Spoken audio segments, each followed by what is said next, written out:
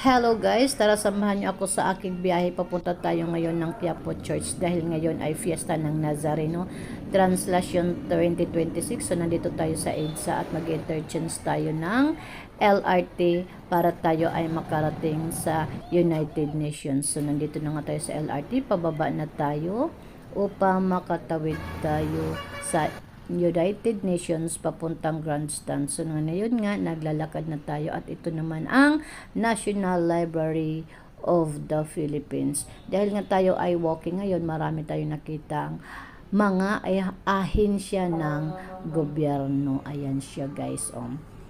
Dahil nandito na tayo, patawid na tayo dito papunta sa Grandstand. So Ocean Park na siya. Dahil Ocean Park na nga, malapit na tayo sa Grandstand. So nandito na tayo. Padre Jesus Nazareno. Ito, nakahawak na ako sa krus ng Poong Jesus Nazareno at nahawakan ko rin ang talampakan ng Jesus Nazareno. Nagpasalamat ako dito dahil sa malahat ng blessings ni pagkakulob. Siyempre, hindi tayo pwede doon magtagal, kaya video muna tayo dito.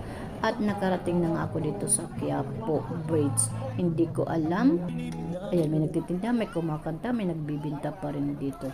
Iniisip ko talaga kung paano ako makakarating ng simbahan sa dami ng tao dito. Kailangan ko makipagsiksikan talaga. Nakikita nyo ba yan guys?